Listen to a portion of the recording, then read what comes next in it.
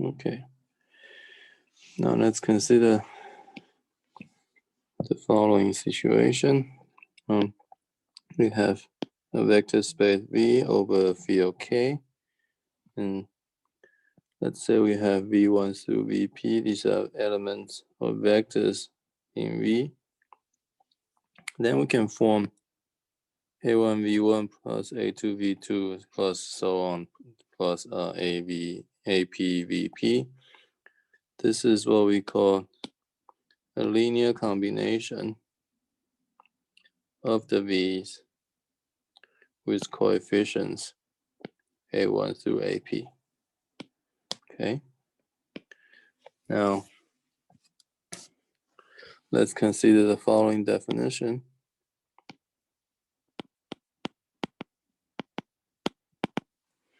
Okay.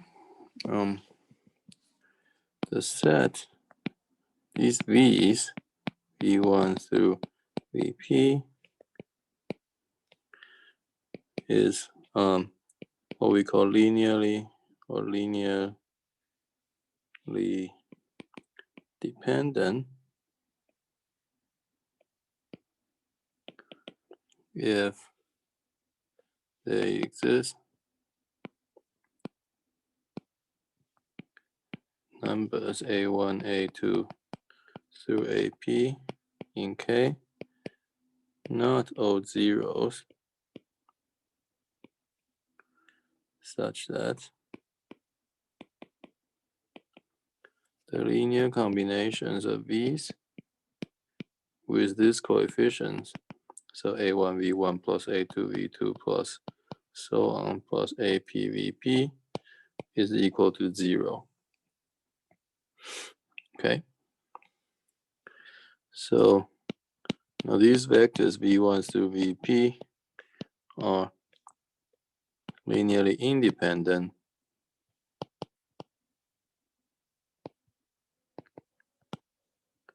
if they are not, the set, this collection of vectors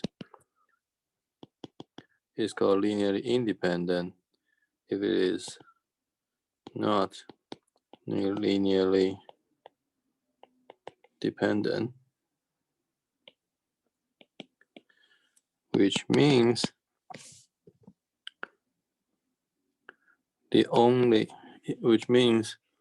if A1 V1 plus A2 V2 plus all the way AP Vp, some linear combination, is equal to 0, then we must have A1 equal to A2 equal to everything else, including AP equal to 0, the number. Okay.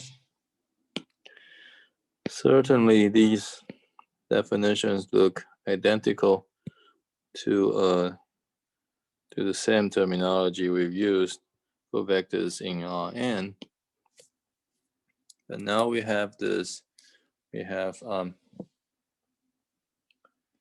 can apply this definition now, or these notions, to more general vector spaces. So now let's look at some examples. Let's consider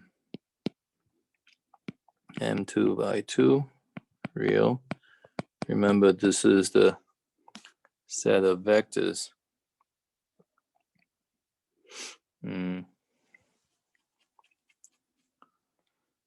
set of vectors of this form. Sorry, this is the set of matrices. A, B, C, D with A, B, C, D real numbers. Okay.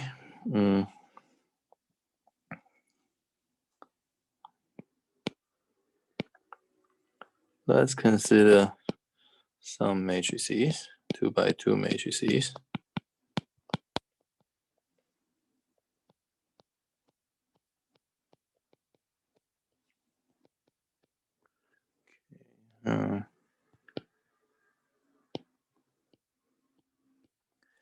Okay. And I claim that, I want to know if these guys are linearly independent or not.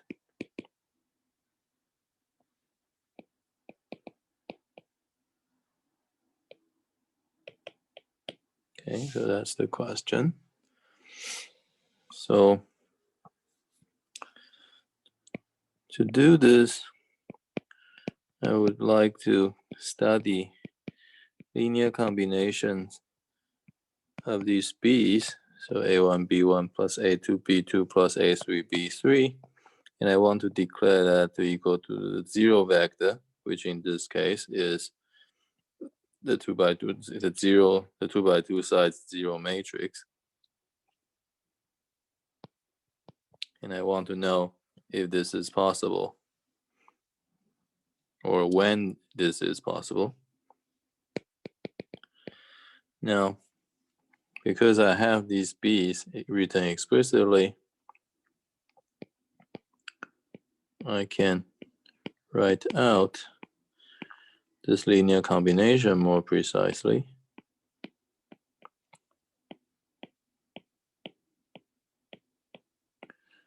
Okay, like that. Now, I can multiply each of these A's into the matrix and add the resulting matrix together to make the left hand side here a single matrix, and that is going to be the following: 0 here, 2A1 plus A2 plus 2A3, 2A3, 1A1, nothing, 3A3, this equal to 0, 0, 0, 0. Okay, so in order for this to happen, you need 2A1 plus A2 plus 2A3 to equal to 0, A1 plus 3A3 equal to 0. Okay, this is just this is a system with two equations. Two equations, three unknowns. Right? Yeah, it wasn't written in the form of x's. Sorry, the unknowns were not written as x's, but they are still unknowns. So we could rewrite it in matrix form as follows.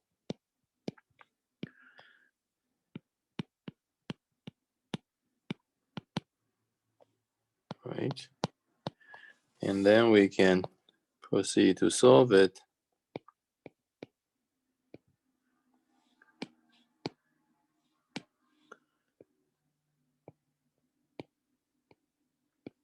Right? Let's just do this very quickly.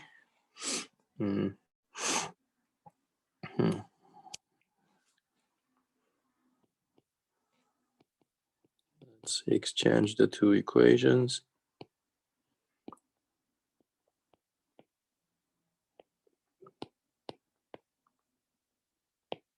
Okay. And then do this. R2 minus 2R1. 1, 0, 3, 0. 2 minus 2 is 0. 1 minus 0 is still 1. 2 minus 6, negative 4. 0 is still 0. Like that. Okay, and at this point you see that we reached the row echelon form.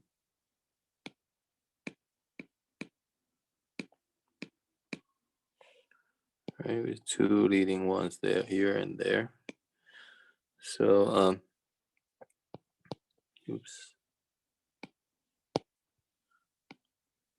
So this tells us that we have two equations. A1 equals to negative 3A3. A2 is equal to 4A3. A3 is just still A3. So this here is the complete solution to the linear system that we need to solve. But the purpose of solving the linear system is to determine whether you can find A1, A2, A3 not all zero, making this true. So in other words, you are interested in whether this linear system has non-trivial solution or not, and it does. Okay, so for example, so non-trivial solution.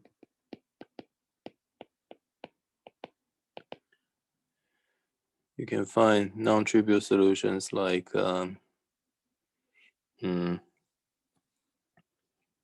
know. Well, take A3 to equal to 1, and A1 is equal to negative 3, A2 is equal to 4.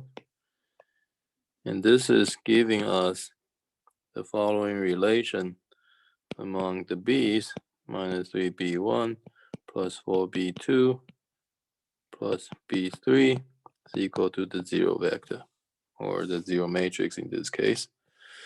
And because we can find A1, A2, A3 with not all zero, making this true, these guys, these b's, are linearly dependent.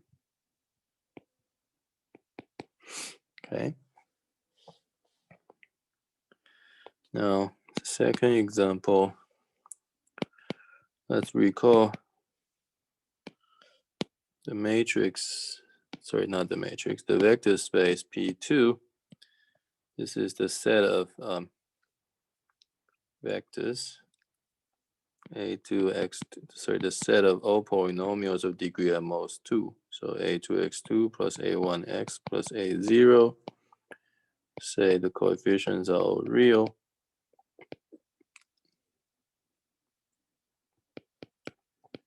Okay.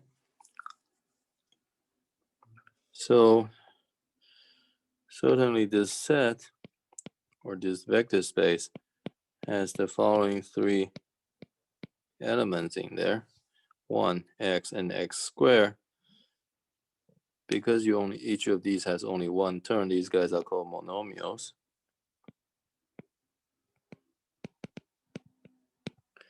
Okay, so now the question is again, are they linearly independent or not?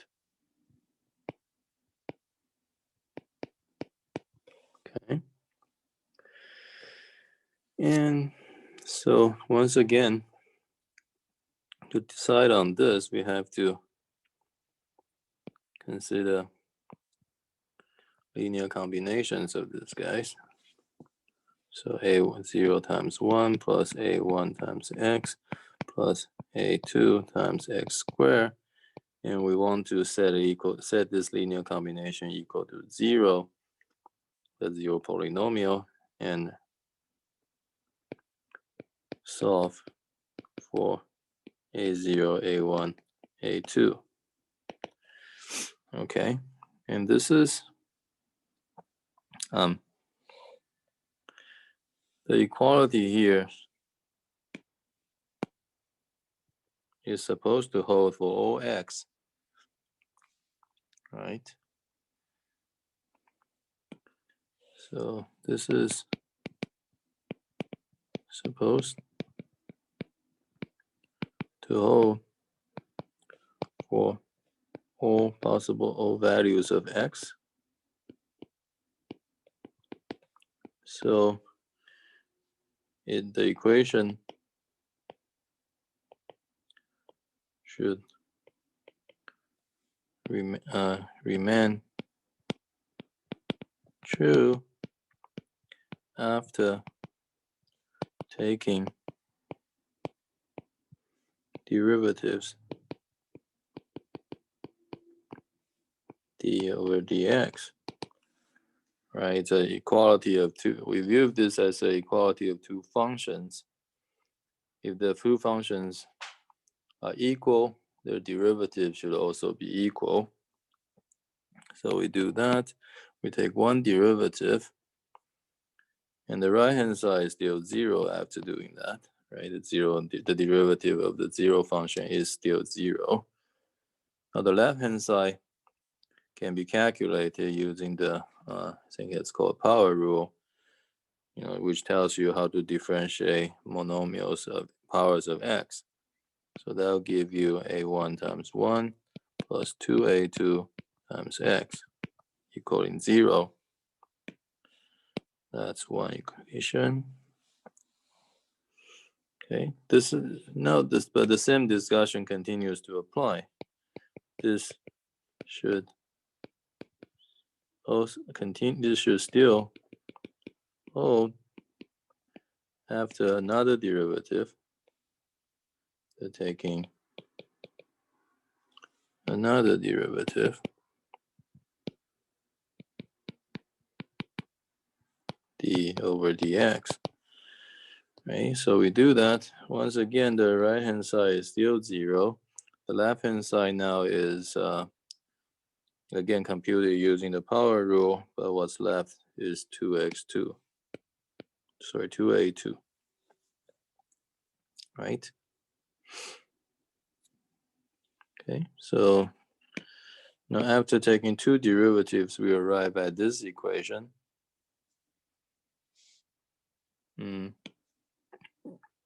Okay, so what do we do? I mean, there's nothing to do here. Right away, you read a2 equal to 0. Right? Okay, but now going back using now we've calculated a2. Now we can use that value and go back to the original equation. That means, we don't need to go back to the original equation. Let's go back to the second equation that we obtained using derivatives. Right? If a2 is 0 in here, then the left-hand side just becomes a1 times 1 equal to 0, which tells you that a1 is 0. Okay. Now, having both a2 and a1 equal to 0, we can then plug them back into the first equation we begin with here. If we set a1 and a2 both equal to 0 in this equation, we're left with a0 times 1 equal to 0, which is the same thing as saying a0 is equal to 0. So the process so we now succeeded in solving the equation we set out to decide for a0, a1, a2, and then we found out they're all 0. This means that the three vectors 1, 0, 1x and x squared, these guys are linearly independent.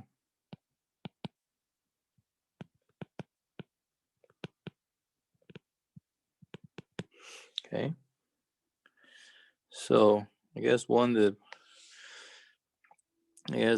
sort of the important thing that we see in this example is the way we process, the way we proceed to solve for a1, a2, and a3.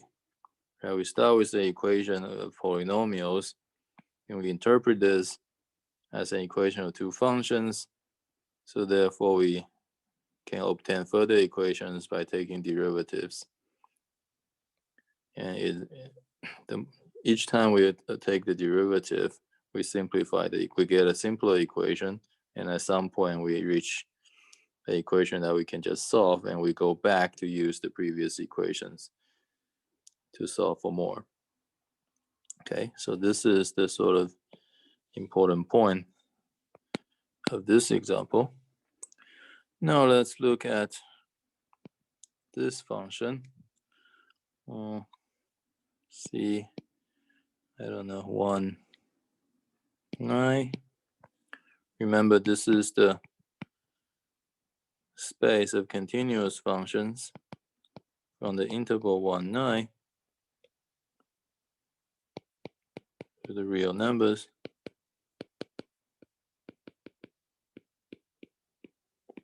Okay. Now let's consider some sort of randomly selected functions from this guy. And well,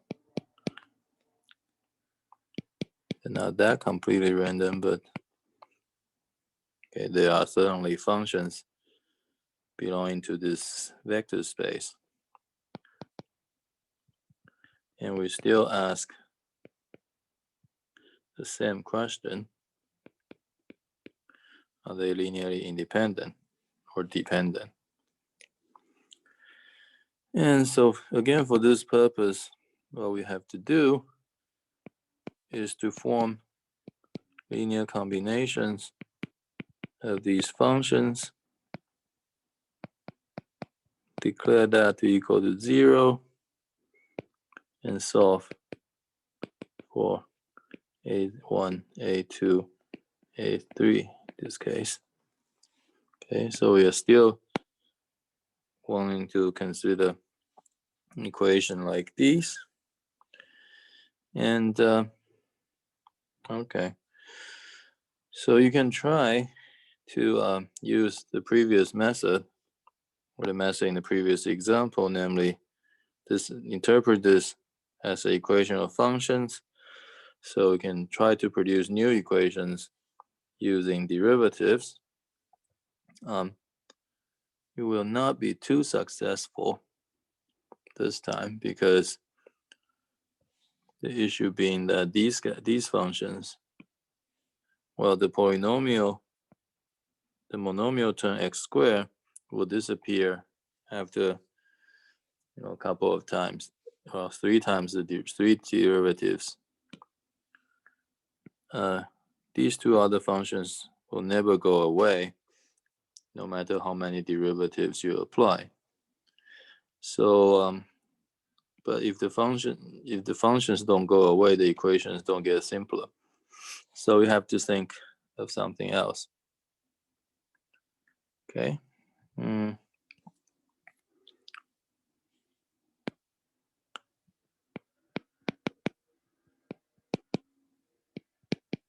No, so the method we're gonna use is to sort of again view this as an equation of functions, but look at it as special values of x. Say 1, 4, and 9. Again, somewhat random, but somewhat random. Now, when you set x equals to 1, I mean, all 3 functions take value 1. What you end up having is a1 plus a2 plus a3 equal to 0. When you put x equal to 4, square root of that is 2. And a2, for a2 you have 1/4 of it. And a3, that's 16, a3. Okay. And for 9, now see why we pick 1, 4, and 9, just to make the square root of x nice. 3a1 plus 1/9 of a2 plus 81 a3 equal to 0. And so we have 3 unknowns, a1, a2, a3. And we have at this point, we have 3 equations. So we kind of expect to be able to determine a1, a2, a3 completely at this stage with these 3 equations. So we can do that. We'll certainly try to do that. What needs to be done is, again, row operations and so on. using the method that we've studied to solve this homogeneous system, we will see, the detailed process will not be discussed because it's sort of the standard thing now. But the end result is that there's only the trivial solution. Okay. So having only the trivial solution means that these linear combinations is equaling zero, equals zero only when it's the trivial linear combination. In other words, these vectors are linearly independent. Okay. Okay. Very good. Now, one of the things we use for linear independence is the following definition. So V again is supposed to be a vector space over some field K. And let's say we define the notion of a basis. A basis of V is a spanning set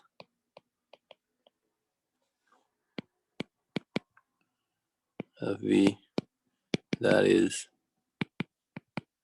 also linearly independent. Okay. Okay, so again, this definition looks identical to the definition we had before for vectors for subspaces of Rn. Again, the key point is that there are two conditions for a basis to be satisfied. First of all, the space has to span the vector space. Okay, and secondly, it has to be linearly independent. Okay, so for example, let's just look at some basic examples. First one, I guess just to be on the simpler side, let's look at M2 by 2 again. This has a very easy basis, U11, which is, it's the basis that consists of four vectors, E11, E21, maybe I want it differently, E11, E12, E21, and E22. And recall that these are the following matrices. Right, 1, 1 indicates that the only non-zero entry, which is a 1, occurs at the 1, 1 place. So it's E12, E21, and E22. Okay, this is easy to see, right? Because a matrix or 2 by 2 matrix takes this form, and this is easily checked to be the following linear combination: A E11, B E12, C E21, D E22. So these guys span 1 E22 span the matrix space, the space of 2 by 2 matrices. Okay, so they do span. Also, again, using this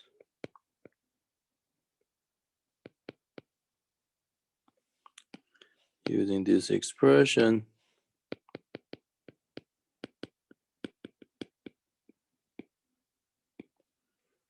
DE22. I mean, to show that these guys, these E1s through these E11 and so on, these guys are linearly independent, I need to consider their linear combinations and set them equal to the zero vector, or in this case, the 2 by 2 zero matrix. And because this linear combination is actually written as the matrix ABCD, I have the matrix ABCD here equals the matrix 0, 0, 0, 0, which is the same thing as saying the ABCD are all 0. Implies ABCD all 0, so they are linearly independent.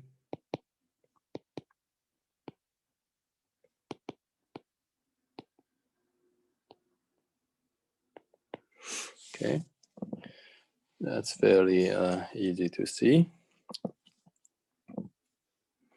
Now, so again, look at another the example of P2. Right, so once again, it's the following set of polynomials of degree at most 2, 1A2 real coefficients, and we exhibit a subset 1xx squared, a subset of monomials, and this is checked to be linearly independent.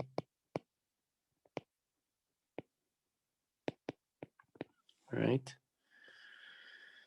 and now we can easily observe that this set also spans.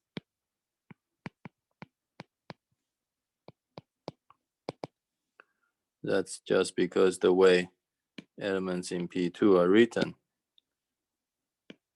Elements in P2 are written as A0 times 1 plus A1 times x plus A2 times x squared. Right. So just by definition of P2, everything in P2 is a linear combination of 1x and x squared. So 1x x squared is a basis of P2. Okay.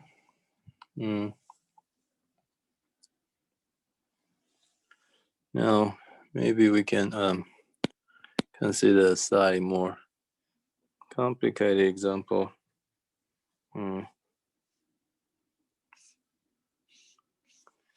So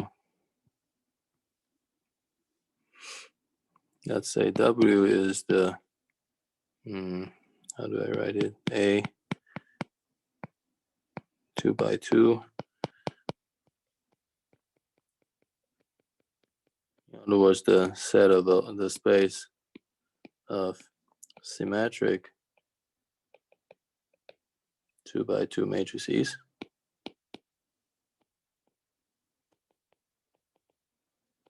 Okay. And I want to exhibit a basis of these guys.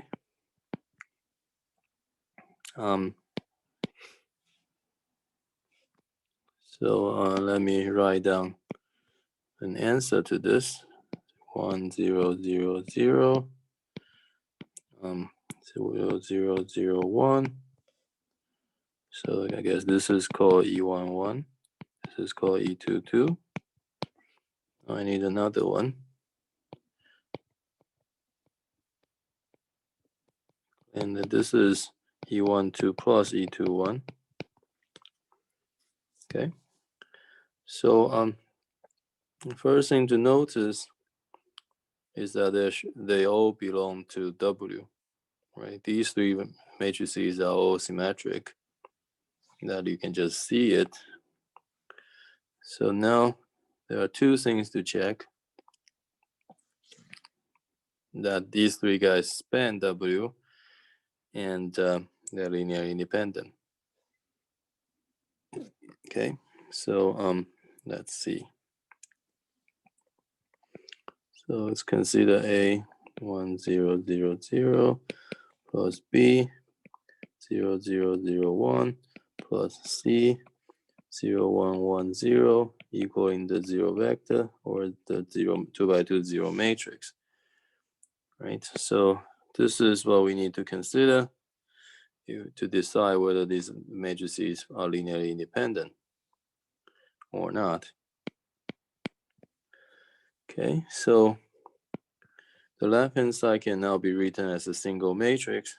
So that's A, B, C, C. So supposed to equal to 0, 0, 0, 0. And again, just by looking at it, you solve the equations. A, B, C are all 0. So linearly independent indeed. Okay, now spanning. Well, to check that they span, we can proceed as follows. Right, if A is a typical 2 by 2 matrix, and it's gonna look like these. A transpose is obtained by flipping A across the diagonal, so that just exchanged the two entries on the opposite in the diagonal. Right, so this is A transpose. To have A transpose to equal to A is the same as A21 equaling A12. Okay. So A transpose equals to A if and only if A is of this form. Some number A, B, and two entries on the opposite in the diagonal are equal. Okay. But this is exactly equal to A E11 plus B E22 plus C times E12 plus E21, which belongs to the span of these three matrices. So therefore,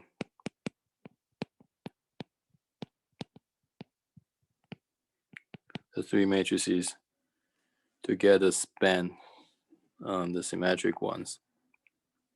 Okay, and therefore you have a basis.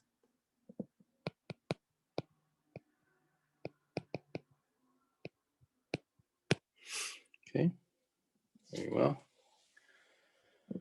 Okay, so now let's go back to general discussion. So we can have a vector space over a field K. And let's say we now have a basis.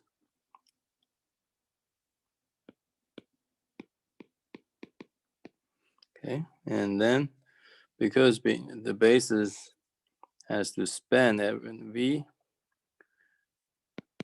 for any vector, say W in V, W can be written as a linear combination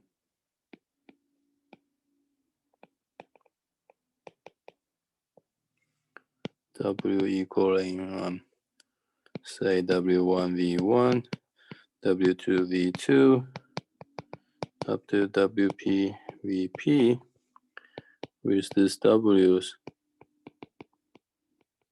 these little W's belonging to the field K. Okay.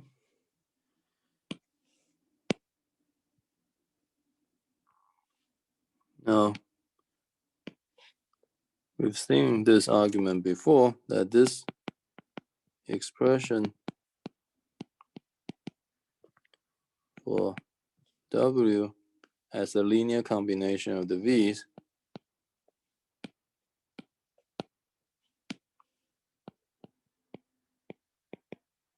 linear combination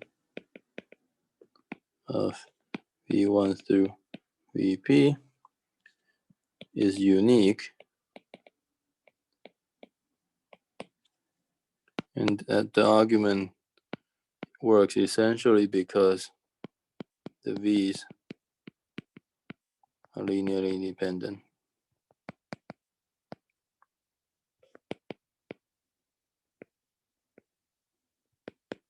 Okay, and we'll omit the details.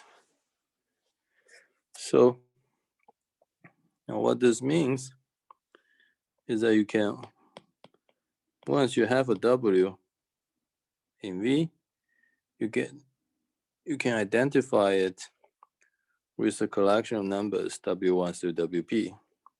So we just get a one-to-one correspondence to one correspondence.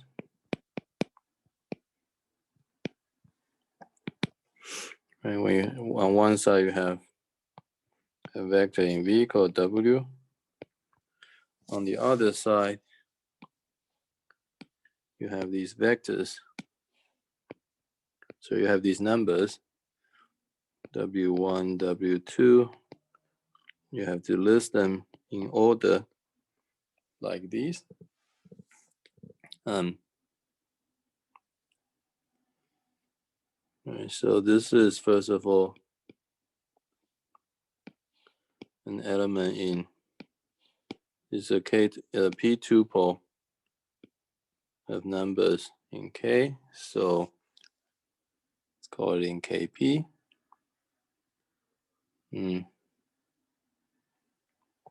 Maybe for this, just to get back to familiar ground, let's work with the reals for this discussion. Right, so all these numbers are assumed real numbers, and we have this correspondence between vectors in V and the P tuples are real numbers, so vectors in RP. Okay. Now, there's a name for this.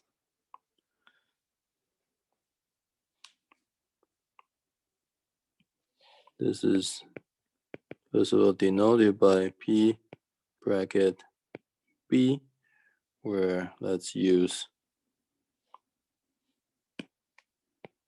B for the set of these basis vectors.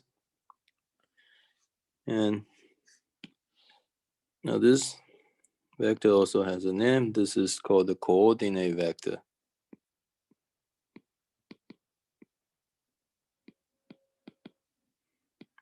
Vector of W with respect to the basis B. Okay. So once again, when you have a vector space, say over R, and when you fix a basis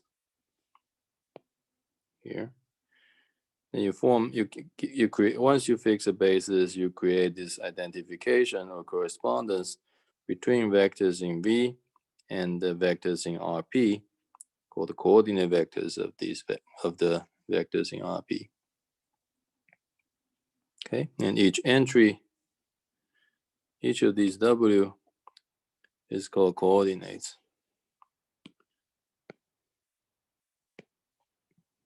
Coordinate of W, again with respect to the basis B. Okay, so the point is, of course, that you got a one-to-one correspondence. Okay, you can kind of hope that this one-to-one correspondence can help us understand the vector space V in terms of what we know about the vector space RP. That's sort of the hope here. But before we proceed, maybe we should familiarize ourselves with some examples. Again, let's yes, consider M2 by 2. And we've had a basis E11, E12, E21, E22. We had this guy as a basis. I mean, we can also just take the same collection of vectors but change its order. Let's say instead of E11 followed by E12, let's use E21 and then E12. So both are bases because they consist of the same collection of vectors. Therefore, the two conditions, the spanning condition and the linear independence condition, they're both true. Now, if I have a matrix, say 1, 2, 3, 4, this certainly belongs to M2 by 2. And let me, for the sake of notation, let me call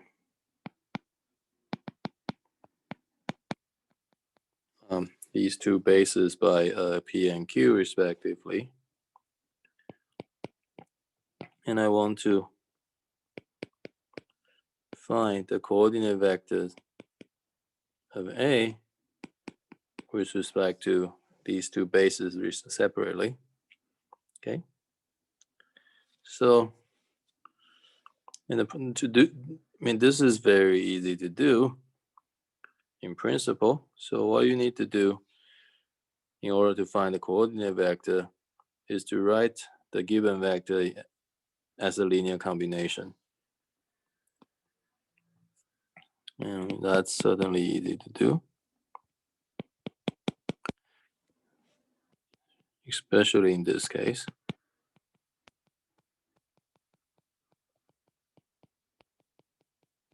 Okay.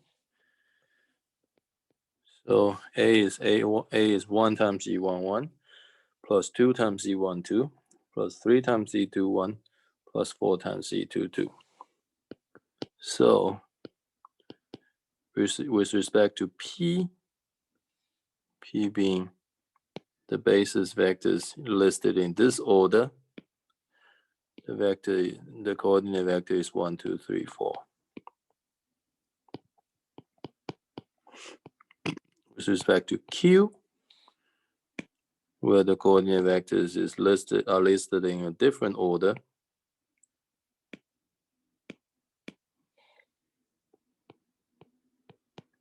the coordinate vector is 1, 3, 2, 4. Okay. Again, this example is meant to emphasize that the coordinate vector is formed according to the order, according to how the basis vectors are ordered. Okay, that's one example. Next example, let's consider P2 again.